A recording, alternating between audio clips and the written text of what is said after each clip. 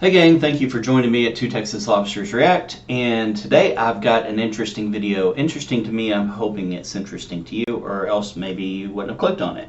Anyway, something near and dear to my heart, ancient Rome and Italy and Pompeii and all those places over there. We were actually going to go. We were going to leave the week after COVID hit and Italy shut its borders down. We had to cancel everything. Everything was paid for. So, yeah, we'll get around to going again, but for now I can enjoy it in videos, I suppose.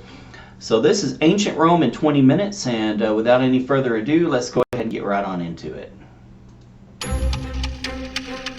Here are the letters the Romans gave us. And here are the countries whose languages derive from Latin. Today they cover half the world. As for the ancient Romans, the boundaries of their state encompassed their entire civilization. The Roman peace, or Pax Romana, serves as the first example of globalization. Let's take a walk across 12 centuries of the Roman history. And yes, those numerals are also a Roman legacy.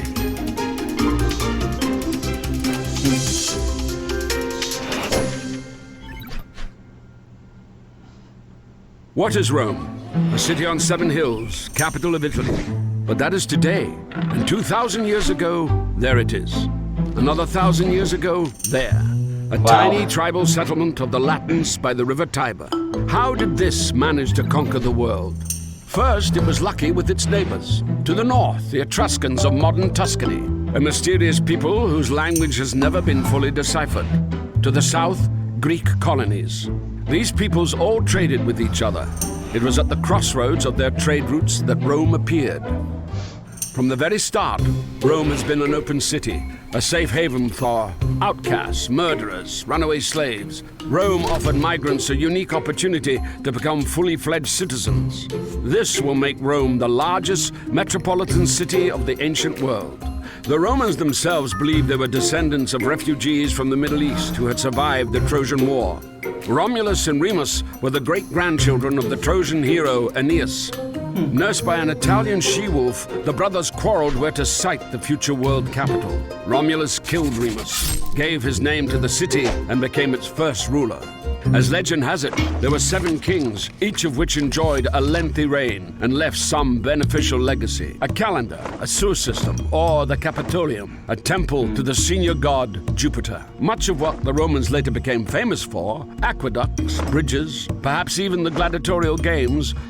Well, with exception to the gladiatorial games, we have so much to be thankful for the Romans. I mean, and I guess even gladiatorial games, because we still have stadiums and football and contests, and I guess we have a lot to thank the Romans for, actually. Were borrowed from the Etruscans. This people had invented the Latin alphabet by adapting the Greek letters for their own needs. It's not surprising that their last kings were Etruscan. Rome borrowed her military and government organization from them, while maintaining her stern patriarchal simplicity. In 509, Rome was shaken by a sex scandal. The son of King Tarquin the Proud raped the chaste Lucretia. Tarquin was expelled, making him the last king of Rome.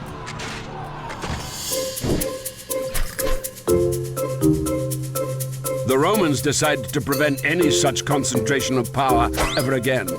From 509 onwards, they elected 2 consuls to serve a year apiece, instead of a monarch. The consuls were controlled by the Senate. This consisted of 300 fathers, patres in Latin, hence the term patricians. Those not so lucky to be born into the right families joined the plebs. Even if they were as rich as patricians, they were not entitled to take up positions in the state. It is in the 200-year struggle for these rights that the Republic, literally meaning public thing, will be formed. The plebeians would make up the backbone of the army, and to have their own way, they would threaten the fledgling state with emigration to a neighboring hill. Each time, the scared patricians caved in, introducing, for instance, the special position of a representative or tribune of the plebeians. These had the right to veto any decisions of the consuls. One of the main achievements of the struggle was the publication of the first written laws. By 287 BC, the plebeians had achieved complete equality of rights with the patricians. The unity of Rome found its best expression in the formula Senatus Populusque Romanus, the Senate and the Roman people, which still adorns the manhole covers in Rome.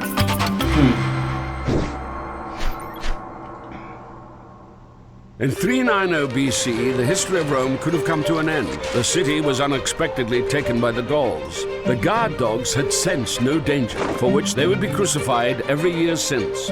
Geese awoke the last protectors of the Capitoline Hill fortress instead, saving Rome from complete destruction. The shaken Romans conducted a military reform. The Roman legion was divided into manipuli, making it more mobile in battle.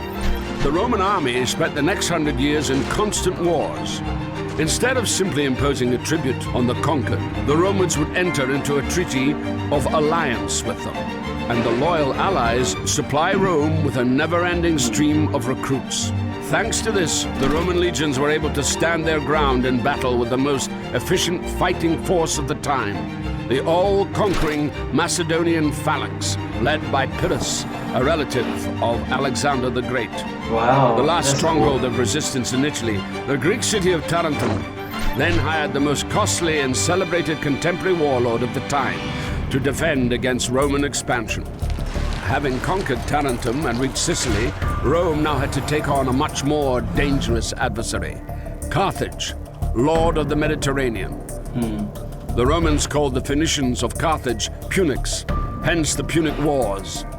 They were fought over the next 100 years. In 149 BC, Rome had taken the greater part of Punic territory and that of their allies, but after each defeat, the trading power of Carthage would rapidly recover. Senator Cato the Elder began to finish every speech with the same refrain: Carthage must be destroyed, and so it was done.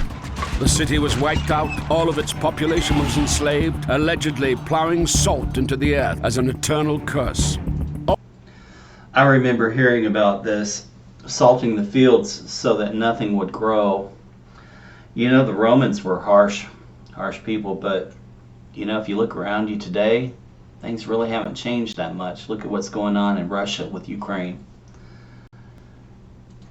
Also in 146 BC, the Romans wiped out another city, Corinth, making Greece and Macedonia Roman provinces. Rome appropriated the colossal riches of the disintegrating empire of Alexander, but the patriarchal simplicity of Rome succumbed to the sophisticated Greek culture. Greek became, in effect, a second state language. The Roman nobility busied itself learning new words, hexameter, history, rhetoric.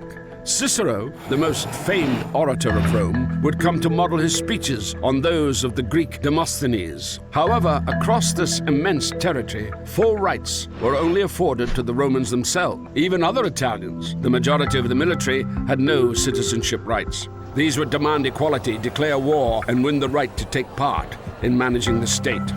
This was a total game changer. While ancient Greece remained a collection of squabbling city-states, Rome gradually extended citizenship rights to the conquered, laying down the basis for an empire.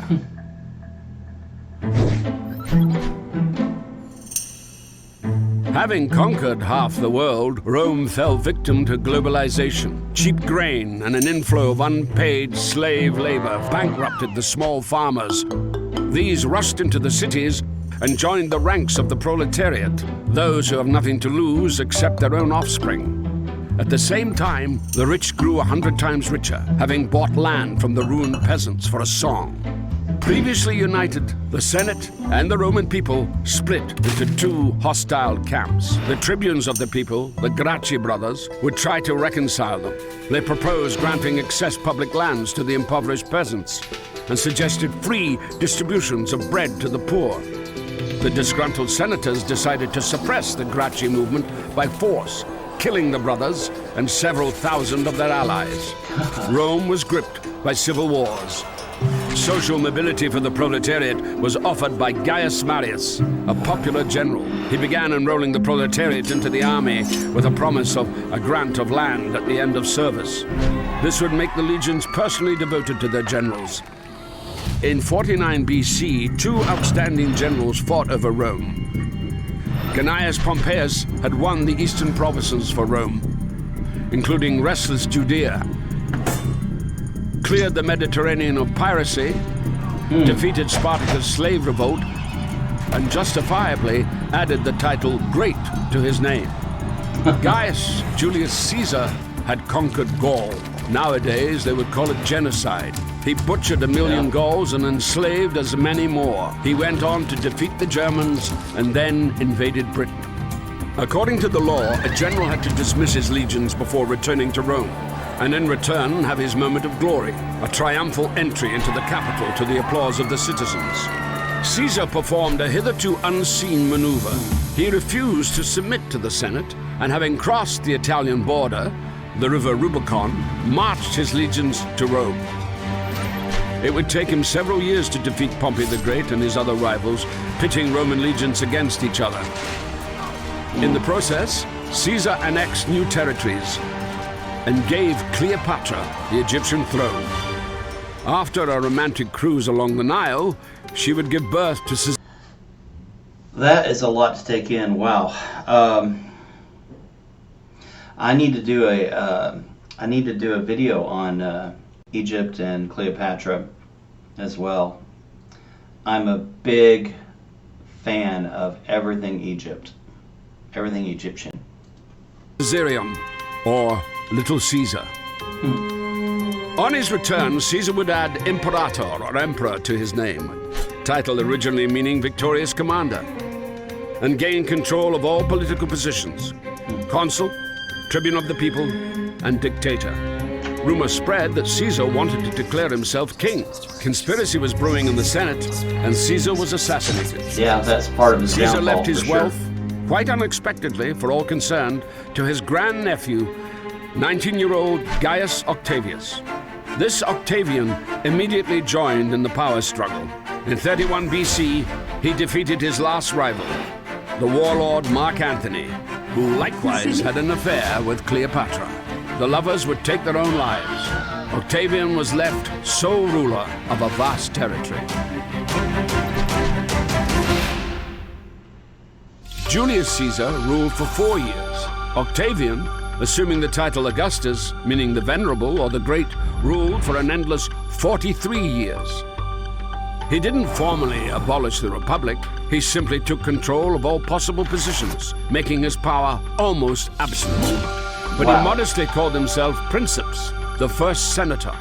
And even though skirmishes with barbarians continued along the borders, inside them the period of Pax Romana set in, a period of peace and stability that was to last 200 years.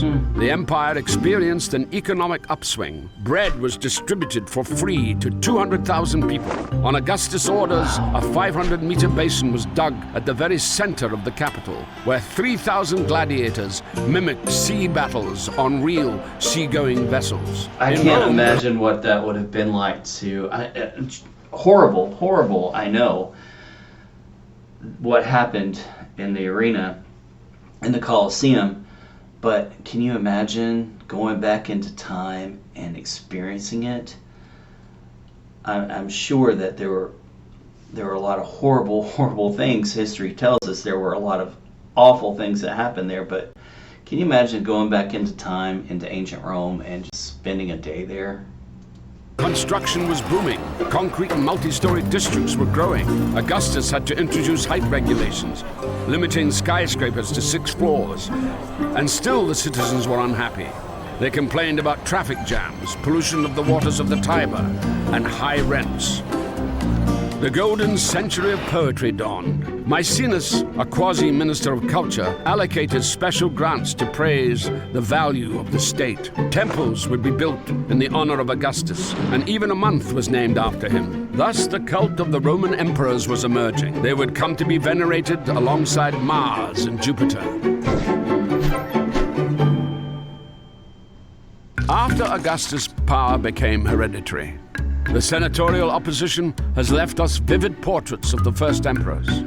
Suspicious Tiberius unleashed terror under the pretext of the law on treason. Under this law, any action could be deemed offensive.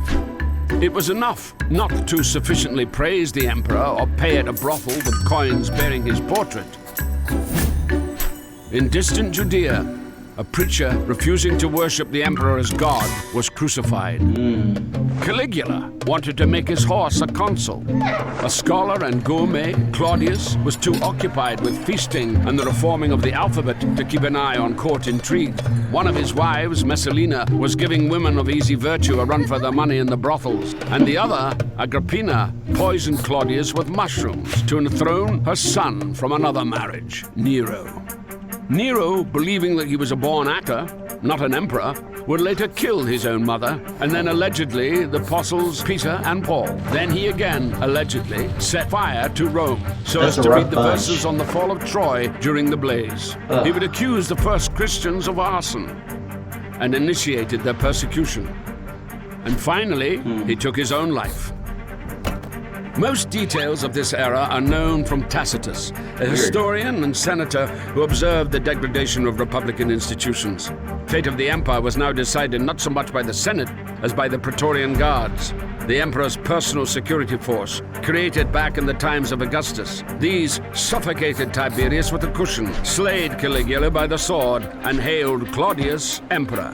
In all fairness, at the same time, the empire grew, expanding into new territories. I think that would be a job I would say, no, thank you. I saw what you did to the last group that left, and I'm not interested. Legions conquered part of Britain, where they founded a town called Londinium. Provinces were given a transparent taxation system, and the non-Roman nobility began to enter the Senate en masse. A grandchild of an Italian peasant, Vespasian Flavius would become the founder of the next dynasty. Vespasian and Titus, suppressing the uprising in Judea, committed genocide, again according to modern-day, not Roman standards, and reduced the Temple of Jerusalem to nothing but the Wailing Wall. On a lighter note, Vespasian had a jolly good Roman predisposition. He taxed the collectors of urine at the public toilets. And Titus, the destroyer of Jerusalem, would nevertheless obtain the title of Merciful. After a splendid triumph, he opened the Colosseum for the people. Titus would be called the love and consolation of humankind. And after such festivities had depleted the public treasury, Vesuvius destroyed Pompeii, plague devastated half Italy, and Titus became a god.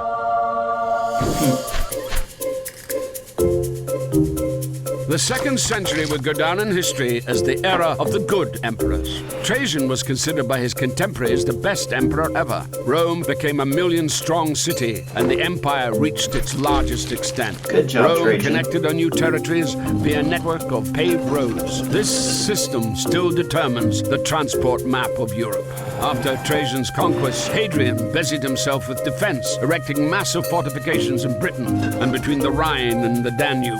Pantheon was built in Rome, the first temple That's a to be beautiful topped building. by a massive dome, a real architectural sensation of the day, dedicated to all the gods. Hadrian would also include his lover among them, the young Antinius. More of his images have survived than of any Roman. The last good emperor, the throned philosopher, Marcus Aurelius, would spend most of his reign on military expeditions. In between battles, he wrote his manifesto for Stoic philosophy, Meditations. I'll have to read that. It was under Marcus Aurelius' son, Commodus, that the Pax Romana, the Roman peace, came to an end. He preferred a gladiator's glory to the affairs of state. Conspirators had the emperor strangled by a fellow fighter, the slave Narcissus. Rome sank into chaos. The next 100 years brought a sequence of random emperors, proclaimed by the army, taking their turn on the throne, were a liberated slave, a fortune seeker who bought the throne at an auction, general of Punic descent who would place statues of the former enemy, Hannibal all over the empire, a Syrian priest of the sun, and a former shepherd who owed his popularity to his powerful physique. In 212, Emperor Caracalla, half North African, half Syrian, granted Roman citizenship to nearly all free subjects of the empire. The idea that you could be a Roman in Judea, in Africa, or any other corner of the empire at all might well be the main legacy of Rome still in use today. By mid-century, Rome was already in the midst of such a crisis that the whole provinces were starting to split off. The Gauls, for instance, proclaimed an empire of their own. Order would be restored by the son of a liberated slave, Diocletian. Having started his career as a soldier, he would end up an absolute monarch, an astonishing example of social mobility. Diocletian split the empire into four, with 4 co-rulers and 4 capitals, situated closer to the frontier. Rome lost its significance. The Senate became a town council. The country was now ruled by an army of officials personally reporting to the emperor. Thus, the ancient world, centered around the concept of a free community and free citizens, came to an end. From the princeps, the first senator, the emperor had become the dominus, a title by which slaves addressed their masters. The citizen became a subject, the warrior turned into a soldier, and the farmer a semi-serf. Diocletian himself resigned from the post of emperor 20 years later and went off to his estate to grow cabbages. Good for him. After Diocletian's departure, the co-rulers were fighting for power. Constantine, the future Saint Constantine the Great, emerging victorious. Before the crucial battle for Rome, he allegedly had a vision of a cross. After this, he made all religions equal. After 300 years of persecutions, the Christians came out of the catacombs and were now entitled to build churches alongside the temples of Augustus and Mars. Constantine would take the cross from Jerusalem to the new capital of the Roman Empire, Constantinople.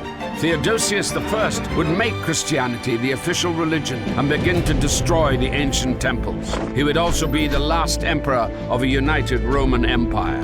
His sons split the empire into west and east. The eastern half would live another 1,000 years and is known to us as Byzantium. The western part would fall victim to the great migration of peoples. Rome, founded by migrants, would fall to the onslaught of a new wave of refugees. Ironically, the last ruler of Rome would be called Romulus. Isn't that weird? Wow. In modern Rome, not far from the Colosseum and the ruins of the Forum, there is a tomb.